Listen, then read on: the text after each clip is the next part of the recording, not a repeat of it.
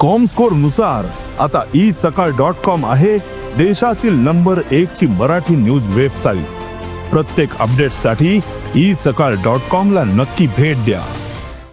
कबरीपासून कामरापर्यंत हे अधिवेशन संपलं। बाकी कोणाला काय मिळालं हे धुंडो धुंडो रे साजना ते गाणं म्हणावं लागेल। संविधानाची चर्चा होत असताना विरोधी पक्ष नेतेपद हे संख्येनुसार द्यावं लागेल असा एक फॉल्स नेरेटिव्ह सत्ताधारी पक्षातर्फे पसरवण्यात येत आहे। 1962 ते 67 विरोधी पक्षामध्ये 15 आमदार होते। कृष्णराव धुळप हे विरोधी पक्ष नेते होते। 1967 ते 1972 शेका पक्षाचे 19 आमदार होते। कृष्णराव धुळप विरोधी पक्ष नेते होते। 1972 ते 77 शेका पक्षाचे 7 आमदार होते। दिनकर बाळू पाटील हे विरोधी पक्ष नेते होते। 77 ते 78 शेका पक्षाचे 13 आमदार होते। अण्णासाहेब गणपतराव देशमुख हे विरोधी पक्ष नेते होते। 81 ते 82 जनता पार्टीचे बबनराव ढाकणे विरोधी पक्ष नेते होते। आमदार 17 होते। 82 ते 83 विरोधी पक्षाचे 9 आमदार होते। दिनकर बाळू पाटील हे विरोधी पक्ष नेते होते। 86 ते 87 जनता पार्टीचे 17 आमदार होते। निहाल अहमद विरोधी पक्ष नेते होते। 87 ते 88 शेका पक्षाचे 13 आमदार होते। दत्ता पाटील विरोधी पक्ष नेते होते।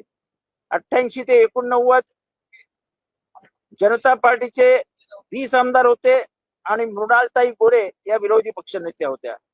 89 ते 90 शेका पक्षाचे 13 आमदार होते आणि ऍडव्होकेट दत्ता पाटील जे अलिबागचे होते ते विरोधी पक्ष नेते होते। ही महाराष्ट्राची परंपरा आहे। खोटं नाटं सांगून तुम्हाला संविधान पायदळीत उडवायचं आहे।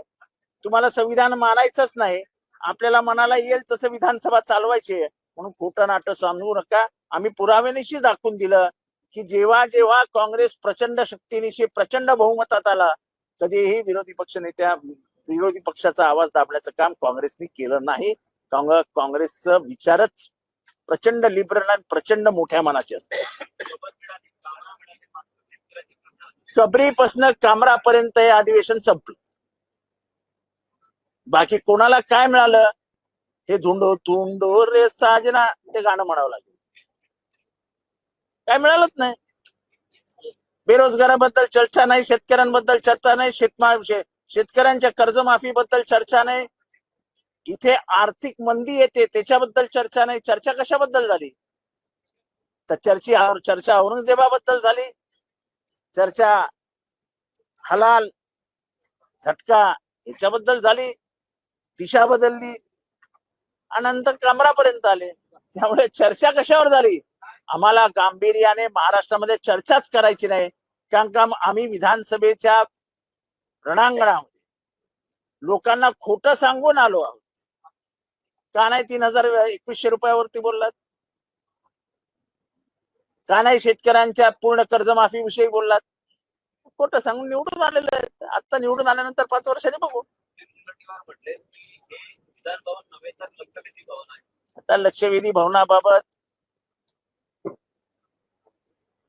भास्कर जाधव यांनी जो विधानसभेच्या पटलावरती आरोप केलाय की पैसे देऊन हे सगळं चालू आहे याच्यापेक्षा गंभीर आरोप महाराष्ट्राच्या इतिहासात झालेलाच नाही। आणि तो आता रेकॉर्डवर आहे। तो रेकॉर्डवरनं काढला असता ते मी बोललो नसतो पण हा रेकॉर्डवर आहे।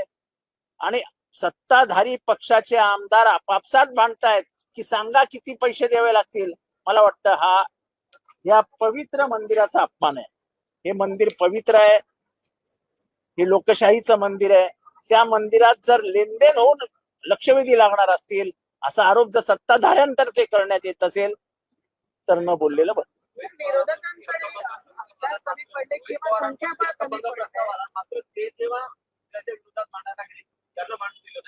मग तेच सांगतो ना की तुम्ही एखाद्याला टार्गेट करून तुम्ही त्याला बोलूच देणार नाही असं कसं चालेल? असं आहे की काल सुद्धा आम्ही बोललो नाही पण पत्रकार चर्चा करतात। पत्रकार एकमेकांशी बोलतात। पत्रकार पुन्हा आम्हाला फोन करतात। आता आम्ही काही कॉन्ट्रोवर्सी मध्ये पत्रकारांना फोन केले तर तुम्ही ते रेकॉर्डवर घेऊन जर सांगितलं की पत्रकारांशी हे बोलले चुकीचं आहे। आम्ही सगळ्या पत्रकारांशी बोलतो, पत्रकार आमच्याशी बोलतात. हे जे भीती दाखवण्याचं काम आहे हे लोकशाहीला मारक आहे. हे बघा असं आहे की एक लक्षात घ्या, 1984 साली बीजेपी फक्त 2 वर होती, आज ती सत्तेत आहे. हीच या लोकशाहीची ताकद.